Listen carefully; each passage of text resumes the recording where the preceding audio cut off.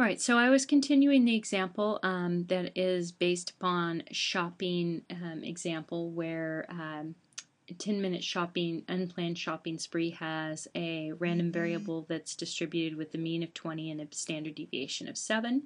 And we're finding that the X bars, the average shopping spree, will have a normal distribution with this mean and this standard error based upon samples of size 30 or over. And we are going to be dealing first of all with a sample that is size 100. So this is what we find to be our standard error. Now we can look at the standard error of being 7 divided by 10 or 7/10, but I really do like to look at this standard error just as 7 divided by 10 and then use that to recompute, to compute our means, our z-scores. So I'm going to take a look at our first example here, which we had the X bars being between 18 and 22 as 18 by, minus our mean divided by our standard error, 7 divided by 10, and then being less than our X bar minus our mean divided by our standard error. Just put it in terms of notation of what it is that I'm doing. 22 minus my mean, 20, divided by my standard error, 7 divided by the square root of 10.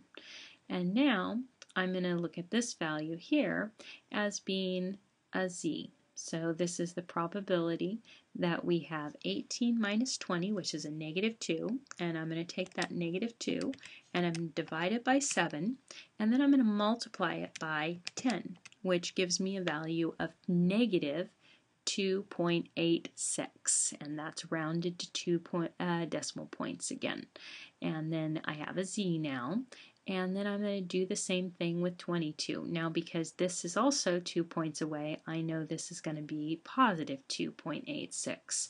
And to find probabilities of being between a negative value and a positive value, remember that I do that by doing 1 minus the probability of a z being less than a -2.86, and then minus the probability of being less than a positive 2.86, which ends up saying that I'm going to multiply that times 2.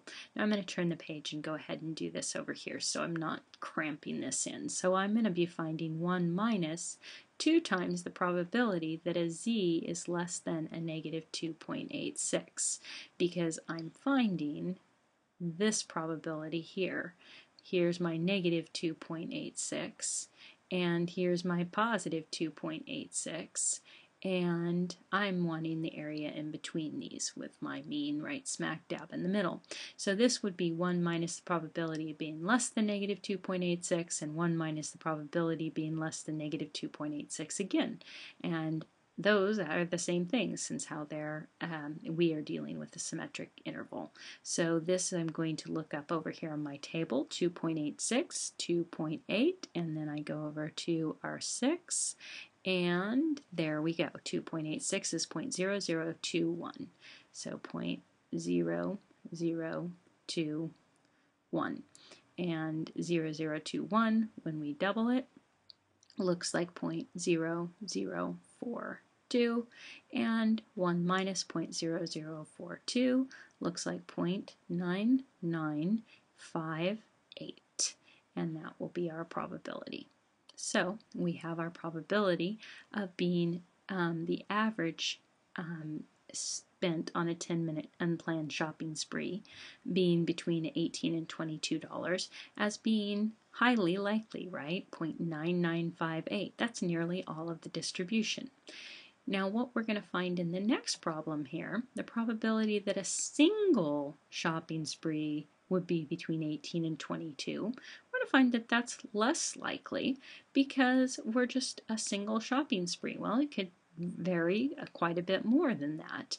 So we're not going to have division by the standard error. We're dividing by just the standard deviation of 7. And that is what makes the difference between part B and part C. So in this part B, there's lots lots more variation than there is in part A. So this time around, this value here is just what this value was here before I multiplied it by 10. So this is a factor of 10 off from the other one. So in other words, this is a negative 0.29 over here. And this one on this side is a positive 0.29. And so in terms of a picture, this one,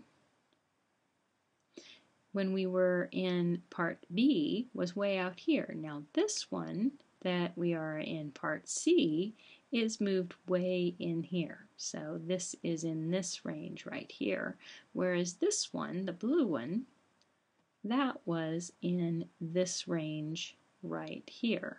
So you can see the difference in the probabilities. They have gotten much, much smaller amounts of probabilities.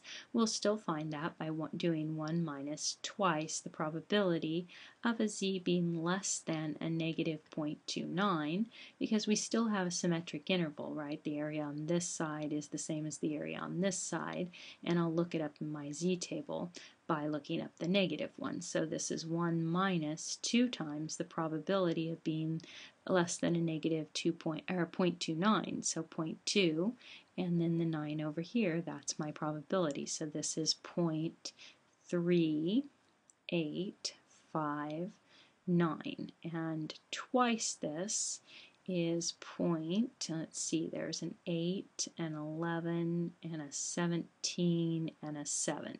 So 0.7718, and so this probability is going to look like 2, I believe. So let me check that with my calculator just to make sure I didn't make any math errors there. 0.3859, and then that was 7718, and then subtracted from 1, 2282. Yes. And as promised, this probability is a lot less than the probability of the sample's average being between those two values. So we see the jitter is what's making this a big deal. And the interpretation part of this question, that's what they're asking about. It says in part B, we used X bar, the average amount spent computed for 100 customers. In part C, we used X, the amount spent by only one customer. The answers to part B and C are very different. Why would this happen? Well, we discussed. This one will have less jitter from the mean value. So it's a lot more probable that our average value will be somewhere around the mean than it will be for a single value to be somewhere around the mean. Why would this happen? We just answered that. In this example, X bar is much more predictable or reliable statistic than X. Consider that almost all marketing strategies and sales pitches are designed for the average customer and not the individual customer. How does the central limit theorem tell us that the average customer is much more predictable than the individual customer? Well, as we know, an individual could lie anywhere in the map, right? Everybody's different, but if we take everybody on average, we see a lot less variation overall than we do with any one individual. So those were the questions that we had on the central limit theorem and to some extent the sampling distribution in this chapter.